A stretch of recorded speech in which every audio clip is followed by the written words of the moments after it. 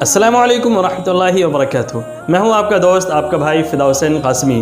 پچھلے ویڈیوز میں آپ حضرات نے غسل سے متعلق مسائل، فرائض، واجبات اور سنن اور غسل کرنے کا طریقہ، ان تمام چیزوں کو بیان کیا گیا تھا۔ کن کن چیزوں سے غسل واجب ہوتا ہے، کن چیزوں سے غسل واجب نہیں ہوتا، ان تمام چیزوں کی تفصیلات بیان کی گئی ہیں۔ آپ حضرات سے گزارش یہ ہے کہ جن حضرات نے پچھلے ویڈیوز نہیں دیکھی ہے وہ حضرات پچھلے ویڈیوز کو جا کر دیکھ لیں اور پھر اس کو سمجھنے کی، اس پر عمل کرنے کی کوشش کریں۔ تو آج کی ویڈیو میں آپ کو وضو کے فرائض اور اس کی سنتوں کو بتایا جائے گا۔ آپ حضرات سے گزارش یہ ہے کہ ان تمام چیزوں کو نوٹ کر لیں اور اس کو یاد کرنے کی اور اس پر عمل کرنے کی بھی کوشش کریں۔ تو آئیے دیکھتے ہیں۔ وضو کے اندر 4 فرائض ہیں۔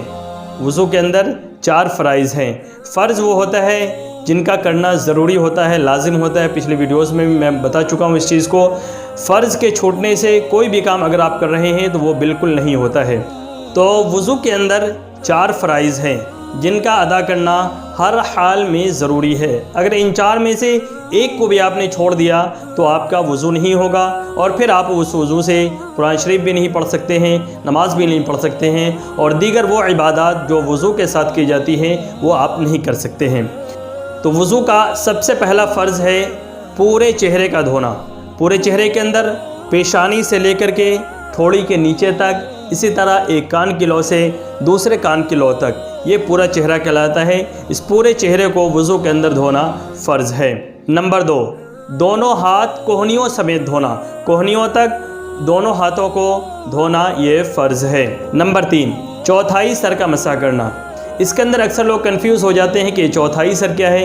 اس کا مطلب یہ ہے کہ سر کے 4 حصے کر دیے جائیں اور 4 میں سے ایک یعنی کہ کوارٹر، اس ایک حصے پر گیلے ہاتھ کا پھیرنا، مسح کرنا یہ فرض ہے۔ نمبر 4، دونوں پاؤں ٹخنوں سمیت دھونا۔ ٹخنا جس کو انگلش کے اندر اینکل بھی بولتے ہیں، وہاں تک دونوں پیروں کو دھونا یہ فرض ہے۔ یہ 4 چیزیں وہ ہیں وضو کے اندر جن کا دھونا ہر حال میں لازم اور ضروری ہے۔ ان میں سے کوئی بھی چھوٹا تو آپ کا وضو مکمل نہیں ہوگا، اور اس وضو سے آپ نماز بھی نہیں پڑھ سکتے ہیں، دیگر عبادات بھی نہیں کر سکتے ہیں۔ اب آئیے دیکھتے ہیں کہ وضو کے اندر سنتیں کتنی ہیں۔ تو وضو کے اندر 13 سنتیں ہیں۔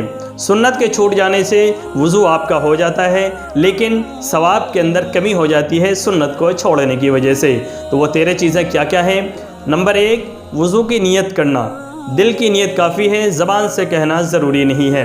نمبر 2، بسم اللہ پڑھ لینا، چونکہ ہر اچھے کام کو شروع کرتے وقت بسم اللہ ہمیں پڑھنا چاہیے۔ نمبر 3، دونوں ہاتھ گٹوں تک دھونا۔ یہ دونوں ہاتھ کو گٹوں تک دھونا یہ سنت ہے۔ نمبر 4، مسواک کرنا۔ مسواک کرنا یہ وضو کی ایک اہم سنتوں میں سے ہے، اور حدیث شریف کے اندر آیا ہے کہ جو انسان مسواک کر کے اگر وضو کرتا ہے تو اس وضو سے اگر وہ نماز پڑھتا ہے تو ایک فرض نماز پڑھنے کے 70 فرض نمازوں کے برابر ثواب ملے گا۔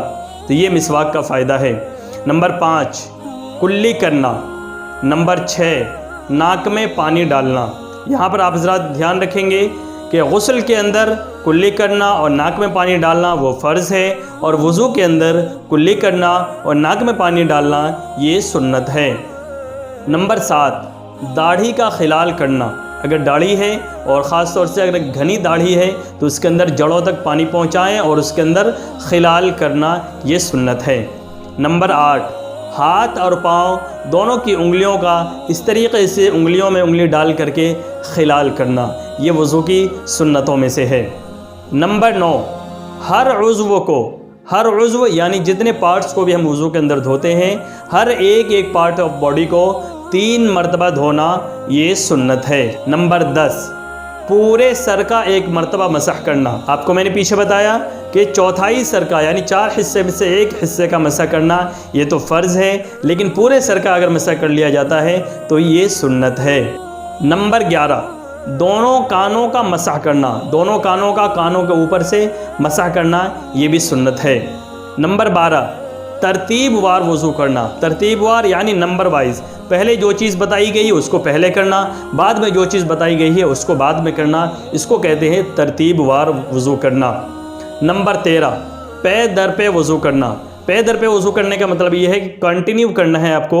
ये नहीं कि आपने हाथ को पहले धो लिया फिर थोड़ी देर रुक गए जब तक ये हाथ खुश्क हो गया उसके बाद फिर आप चेहरा धो रहे हैं, इस तरीके से नहीं करना है, बल्कि कंटिन्यू धोना है।